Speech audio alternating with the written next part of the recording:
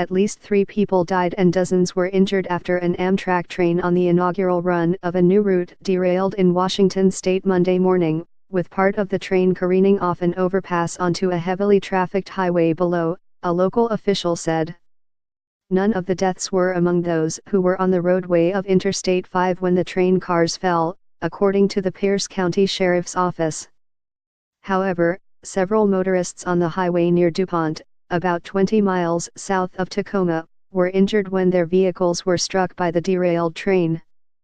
The crash left train cars scattered in the surrounding woods and dangling off the overpass, and passengers catapulted into the seats in front of them, according to a survivor. All but one of the train's 14 cars jumped the track, said Washington State Police spokeswoman Trooper Brooke Bova. 5 cars and 2 semis on the interstate were impacted by the crash, Bova said. 80 passengers, 5 crew members and 1 technician were on board the train, according to officials. In the wake of the derailment, at about 7:37 a.m.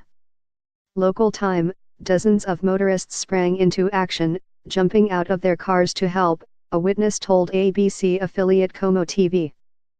One described a gut-wrenching scene of Good Samaritans trying to do all they could do to comfort those who were pinned under the train.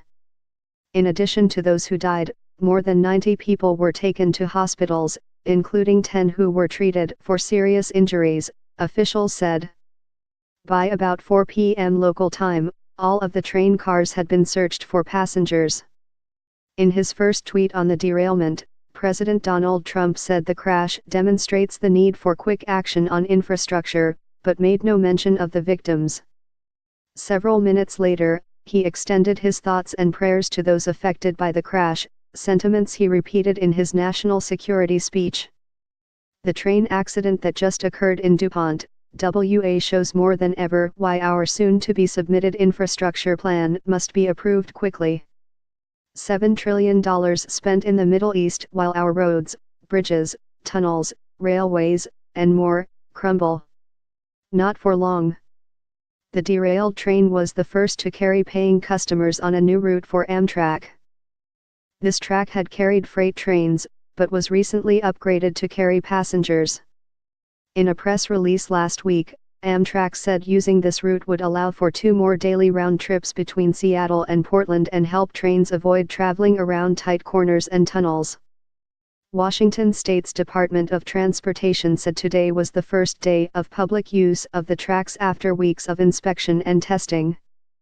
The cause of the incident was not immediately known, with Amtrak spokesperson saying late Monday he would not speculate.